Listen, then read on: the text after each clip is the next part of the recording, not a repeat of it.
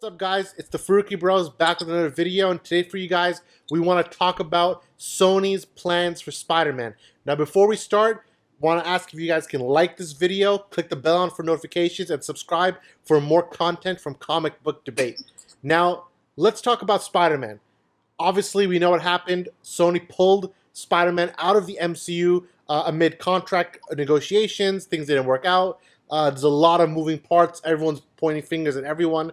We still don't really know who's to blame. I'm sure everyone's to blame. But the point is, Spider-Man is no longer part of the MCU, and Sony's CEO confirmed that last week. So, what are Sony's plans for Spider-Man?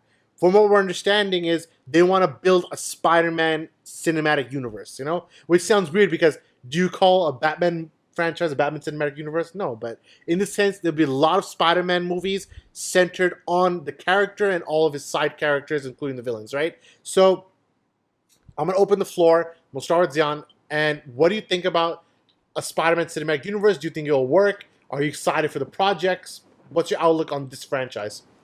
Listen, the key thing is that now that he's out of the MCU and not tied down by that, it's sky's the limit, And things like the Joker movie actually give this a lot of, and even the Venom movie, because the Venom movie is like, obviously, as a film was kind of whack, but the money it made was insane.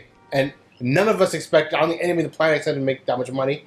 So you look at that, and you look at Joker, and you can do just, because Spider-Man's villains and his rogues gallery are, like, it's between him and Batman. They have the best villains in entire comics.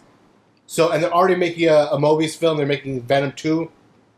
They have so many characters they can work with. So making a Spider-Verse, not like in terms, not the animated movie, but like a Spider-Man-centered universe, cinematic universe, I think is a no-brainer for Sony because especially if Venom 2 does well and then Morbius does well, you can follow that mold. And like Joker, you can have a darker film if you need to. Like I can expect Morbius to be a darker film, and I'd be surprised if it's not. So having that and then a Spider-Man who is not tied down by who's not Iron Man Jr., who's not tied down by Tony Stark, and all his villains are inspired by Tony Stark because Tony Stark was a bully back in the day.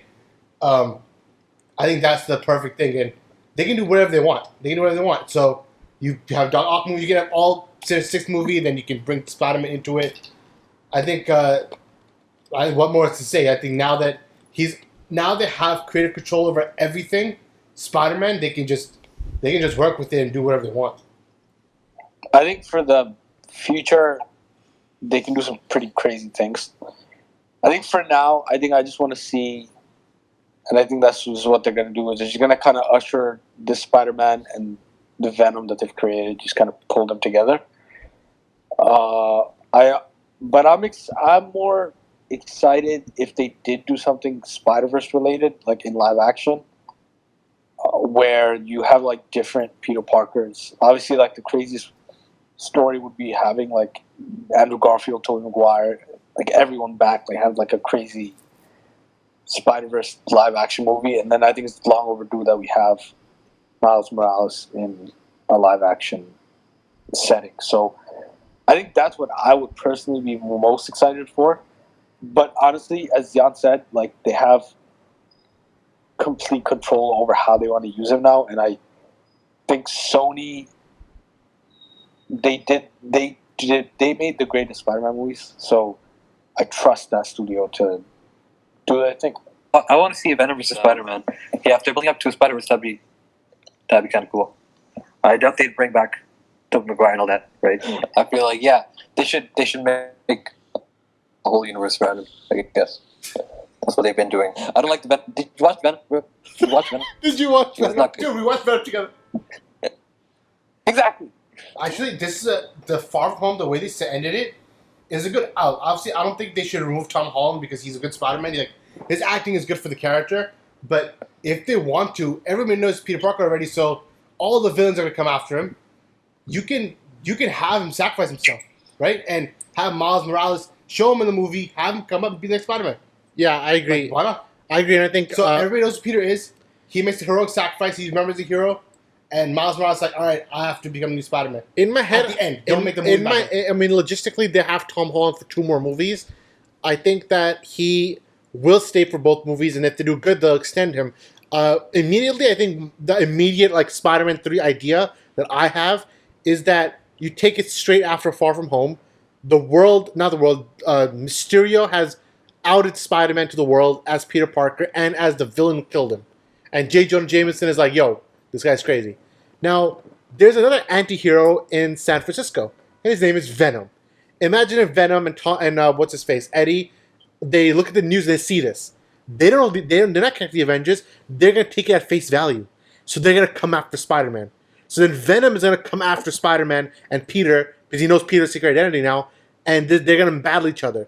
And then in the battle, the Venom like symbiote will go on Peter. And then Venom will be like, wait a minute, I'd much rather be on Peter Parker and be that host of that body rather than be on Eddie. And then he switches and we get Black Suit Spider-Man. They cannot. Why not? Why would they? They already. What? Redcon? Because they can't. What? Venom? What? Yeah. Reboot Venom? Is that what you say? They already have so, like, just change it up. number 2. They're already making Venom. They can just change it up a little. Wait, change it up. You and. Actually, they can use Venom 2 to... What do they do? You can use Venom 2 to fix him up and change him up a little bit. Like, Venom 2 can be the bridge between Spider-Man and Venom. Right? Yes. But wait, that doesn't work. Because in Venom 2, then they have to... Venom 2 had to have taken place before Far From Home. That's the only way it works. Timeline-wise, like, chronologically, Venom 2 but it has... doesn't matter because Far From Home doesn't mean shit anymore. Yes, because Spider-Man is outed as Peter Parker, everybody knows. So Venom 2 has to be before that. Because if Venom's going to be the same universe, he can't know who Spider-Man is and then do his own thing. And then, just jumping off all your points, I think there is an idea of, like Umar said, building to the Sinister Six, and I think we know there's a Venom. Venom's not part of the Sinister Six, but we know that some people are established, like Michael Keaton's Vulture. For me, like, let's say next movie you make a Kraven movie, right? Kraven the Hunter movie. And then you make... Obviously, Venom 2 is already coming out. Andy Serkis is directing it, which is a good director.